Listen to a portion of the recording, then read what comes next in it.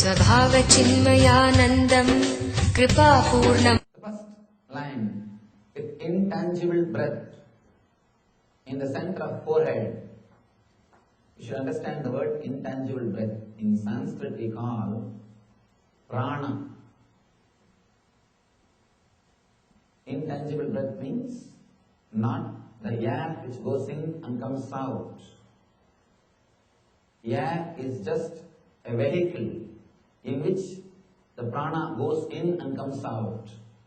Prana is the life force, the energy itself. It's like, understand this one example. If a truck comes inside the temple and drops something, leaves something and goes out, the same thing. The truck is the air, truck is the breath, and the product which comes, the product which is delivered is prana. Constantly the air is going in and leaving the prana inside, and the air comes out. The air is going in, leaving the prana inside, and air is coming out. Constantly you are taking prana through air. From the cosmos, you are taking prana through the air. Here, when Shiva says with intangible breath, he means about prana. He is not speaking about breath. He is not concerned about breath. In India, if you attended Kumbh Mela, you might have seen hundreds of sannyasis. I have seen, they will put their head inside the earth and will buried, head will be buried for 3 days. 3 days they will keep their head under the earth. Head will be buried. Logically, you can't understand. Logically you will be thinking, then how are they alive?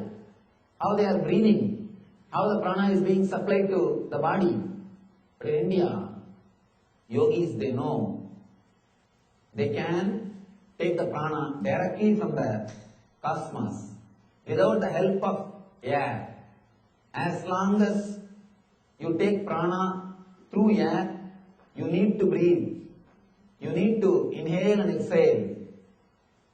But when you can take the air directly, when you can take the prana directly without the help of air, you don't need to inhale or exhale through the nose.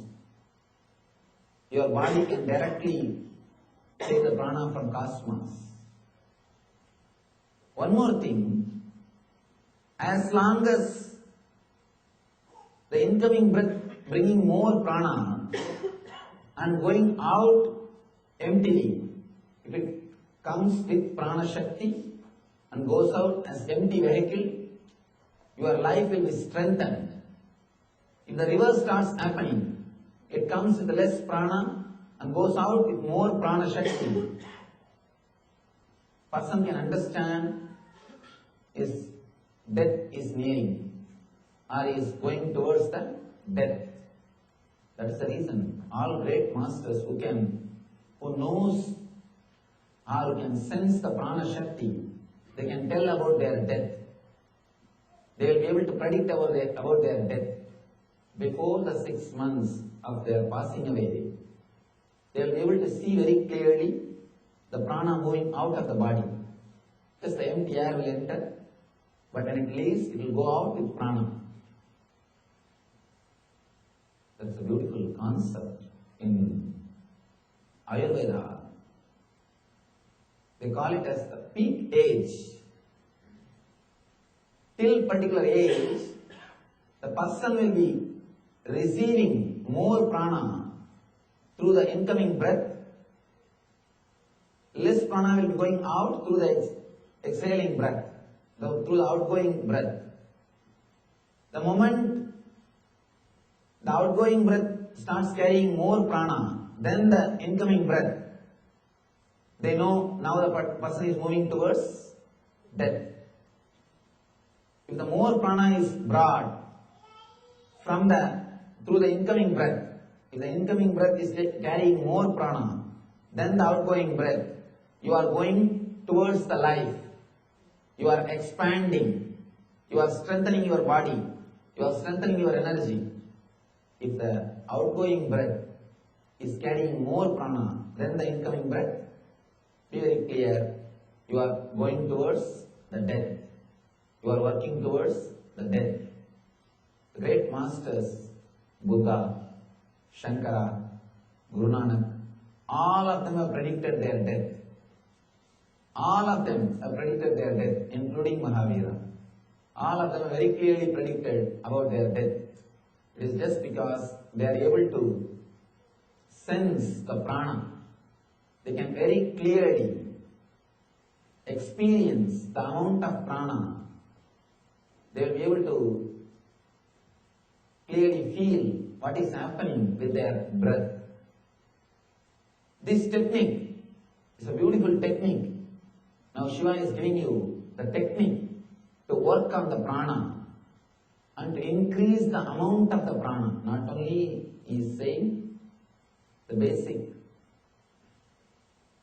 truths about the prana, he is giving you the technique also to work on the prana, to increase the prana incoming, and above all, he is giving you the ultimate freedom from the death itself through this technique.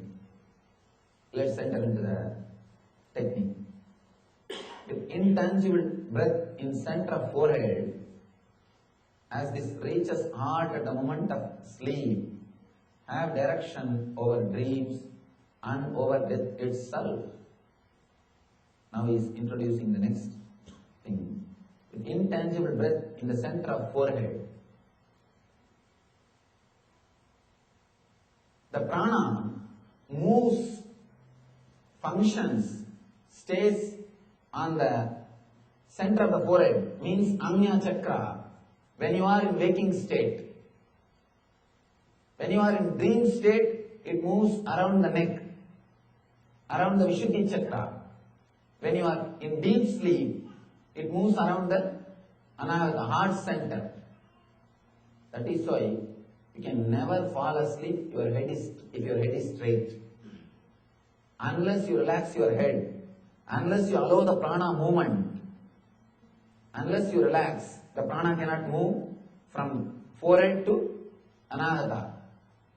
That's the reason, unless you relax your head, you can't sleep.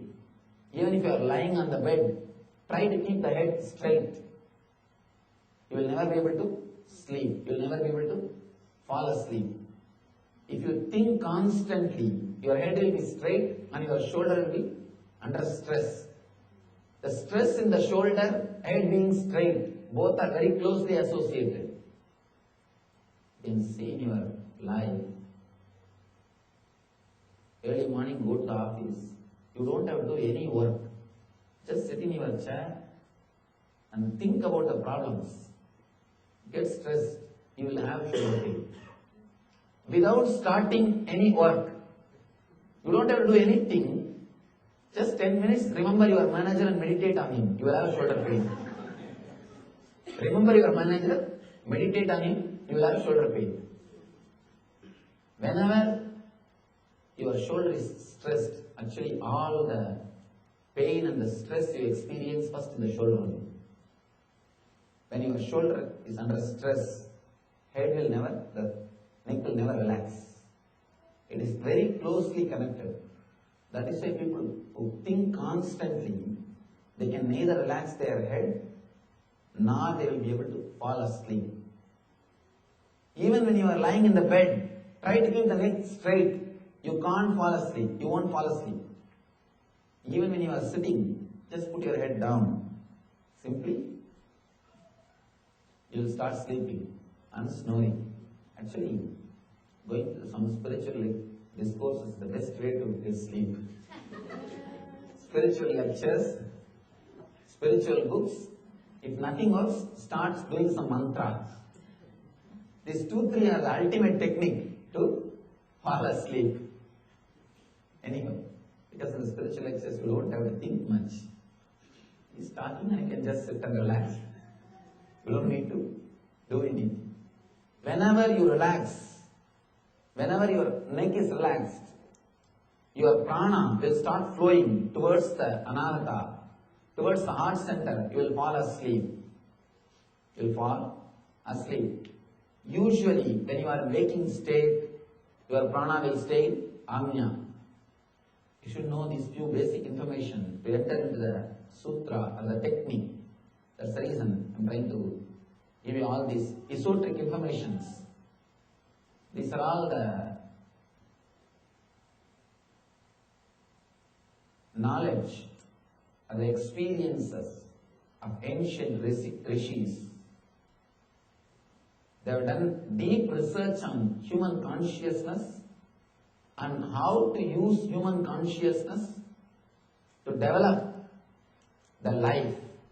Actually, whole West has done so much in the field of mind.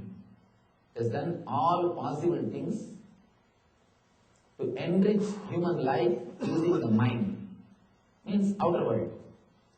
East has done all possible researches to enrich the human life using consciousness.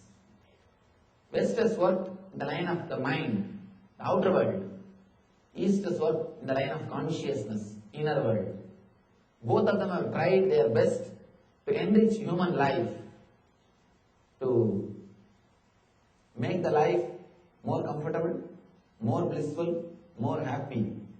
These are all few techniques created by the ancient rishis to make your life more blissful, more ecstatic, using your consciousness.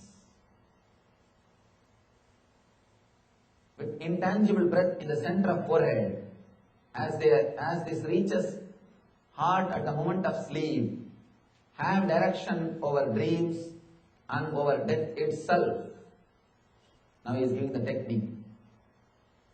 He says, be aware at the moment when your prana reaches to the heart, when you fall asleep and have direction over dreams and over death itself. Let me give you a small diagram and explain how this technique is going to help you and how to practice this technique.